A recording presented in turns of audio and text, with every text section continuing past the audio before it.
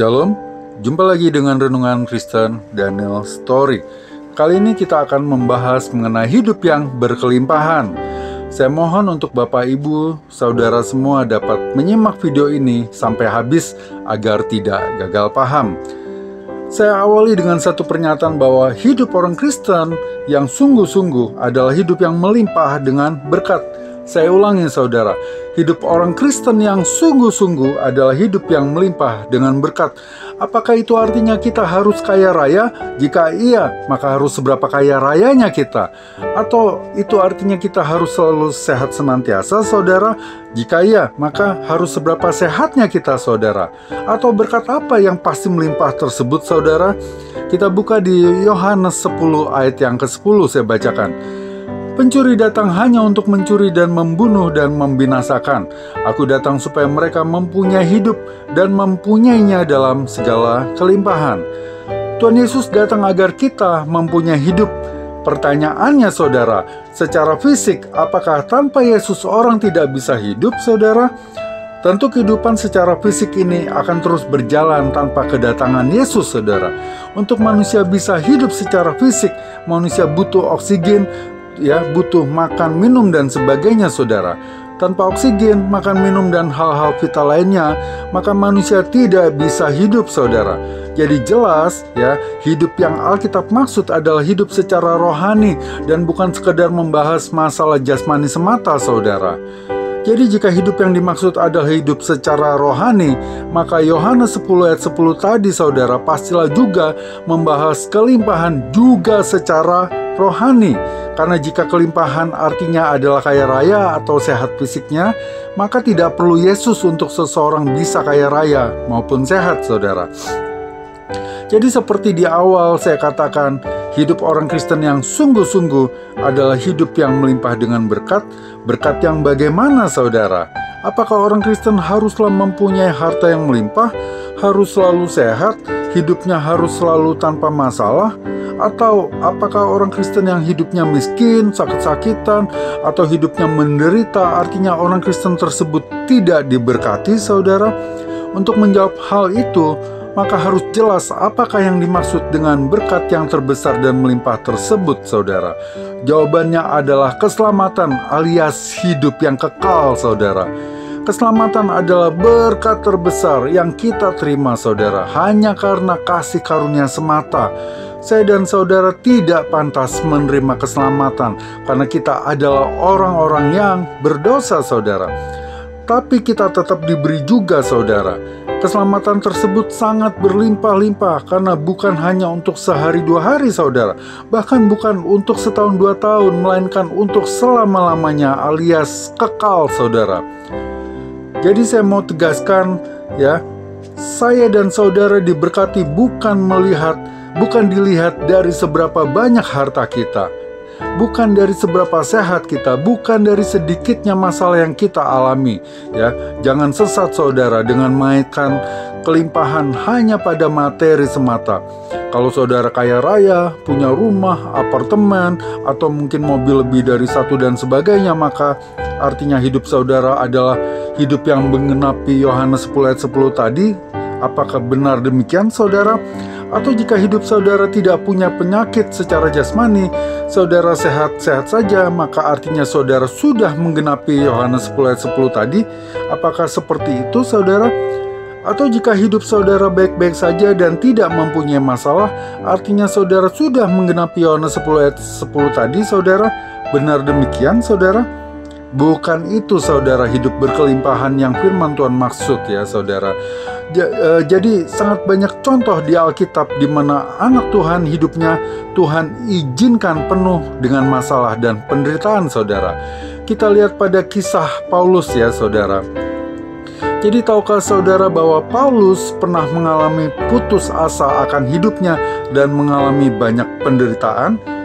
Kita buktikan di 2 Korintus 1 ayat 8 dan 9. Saya bacakan. Sebab kami mau saudara-saudara supaya kamu tahu akan penderitaan yang kami alami di Asia Kecil. Beban yang ditanggungkan atas kami adalah begitu besar dan begitu berat, sehingga kami telah putus asa juga akan hidup kami.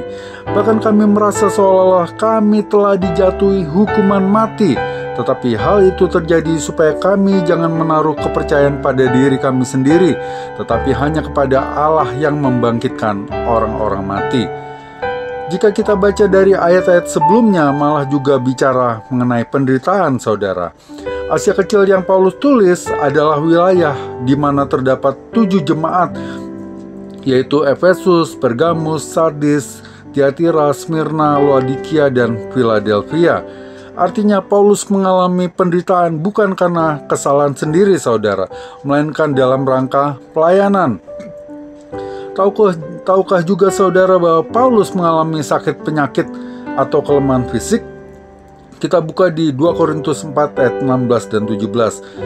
Sebab itu kami tidak tawar hati, tetapi meskipun manusia lahiriah kami semakin merosot, namun manusia batiniah kami dibarui dari sehari ke sehari. Sebab penderitaan ringan yang sekarang ini mengerjakan bagi kami kemuliaan kekal yang melebihi segala-galanya, jauh lebih besar daripada penderitaan kami. Jadi Paulus mengalami manusia lahiriah atau kondisi fisik yang semakin merosot, saudara. Paulus mengalami sakit penyakit, entah itu karena faktor penganiayaan dalam pelayanannya atau mungkin karena faktor usia, saudara. Kita buka lagi Galatia 4 ayat yang ke-13. Saya bacakan. Kamu tahu bahwa aku pertama kali telah memberitakan Injil kepadamu oleh karena aku sakit pada tubuhku. Kita buka juga 2 Korintus 12 ayat yang ke-7. Dan supaya aku jangan meninggikan diri karena pernyataan-pernyataan yang luar biasa itu, maka aku diberi suatu duri di dalam dagingku, yaitu seorang utusan iblis untuk menggocoh aku supaya aku jangan meninggikan diri. Ya, saya juga bacakan ulang 2 Korintus 12 ayat 7 tadi dalam versi Alkitab Indonesia sehari-hari. Ya, saya bacakan ulang 2 Korintus 12 ayat 7.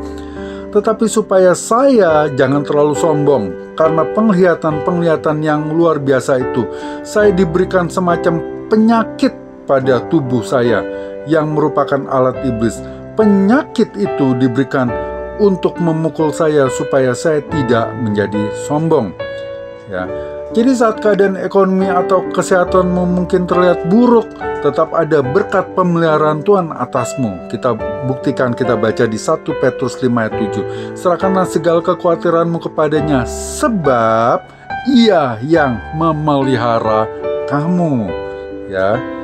Bahkan penderitaanmu di dalam Tuhan mengerjakan dan mendatangkan kemuliaan yang kekal, yang jauh lebih besar dari penderitaanmu, saudara. 2 Korintus 4 ayat 17. Sebab penderitaan ringan yang sekarang ini mengerjakan bagi kami kemuliaan kekal yang melebihi segala-galanya, jauh lebih besar daripada penderitaan kami. Jadi jangan mau disesatkan dengan pernyataan-pernyataan bahwa hidup berkelimpahan di dalam Tuhan artinya hidupmu harus kaya raya, sehat fisikmu, tidak mengalami penderitaan dan sebagainya, saudara. Bukan ya, saudara. Tapi juga bukan berarti di dalam Tuhan kamu harus miskin, harus sakit-sakitan, harus menderita. Bukan itu yang saya maksud, saudara.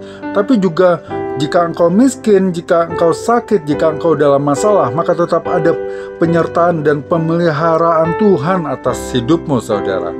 Ya bagus jika engkau kaya raya, ya bagus jika engkau sehat, ya bagus jika engkau tidak menderita, asalkan semuanya itu dipersembahkan bagi kemuliaan Tuhan. Tetapi jangan menganggap berkat Tuhan hanya bicara masalah jasmani semata, saudara. Ya, jadi jangan mau disesatkan, saudara. Lalu bagaimana dengan ayat ini? Matius 6 ayat yang ke-33 saya bacakan. Tetapi carilah dahulu kerajaan Allah dan kebenarannya, maka semuanya itu akan ditambahkan kepadamu. Apakah yang dimaksud semuanya itu akan ditambahkan kepadamu? Apakah yang dimaksud semuanya itu? Ya, semuanya itu bukan bicara kaya raya, saudara. Bukan bicara mobil mewah, bukan bicara rumah besar, bukan bicara apartemen penthouse, ya saudara. Bukan bicara jet pribadi dan sebagainya, saudara. Kita tidak boleh keluar konteks dalam membaca Alkitab, saudara. mulai dari awal perikop Matius 6 di ayat 25-31, sudah dijelaskan yang dimaksud dengan kata semuanya itu, saudara. Saya bacakan di ayat 35, kita ambil contoh di ayat 35-nya saja, saudara. Matius 6 ayat 31, saudara, ya. Sebab itu janganlah kamu khawatir dan berkata, apakah yang akan kami makan? Apakah yang akan kami minum? Apakah yang akan kami pakai?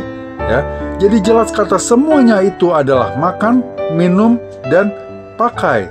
Jangan diartikan keluar konteks, saudara. Ya, di kesempatan ini saya juga mau mengajak bagi saudara yang mau menerima berkat terbesar itu, yaitu keselamatan. Saudara bisa ikuti doa saya. Kita berdoa bersama dan saudara ikuti. Tuhan Yesus, saat ini kami mau menerima Engkau sebagai Tuhan dan Juru Selamat di dalam hidup kami. Masuklah ke dalam hati kami, berkuasalah atas hidup kami, Jadilah Tuhan dan Juru Selamat, di dalam hidup kami, di dalam nama Tuhan Yesus, Katakan bersama, amin. Untuk saudara-saudara yang membutuhkan pelayanan doa atau ada pertanyaan mengenai keselamatan atau hal-hal seputar kekristenan atau Alkitab, saudara bisa hubungi WA yang nomornya saya cantumkan di akhir video ini dan juga saya cantumkan di deskripsi. Tuhan memberkati.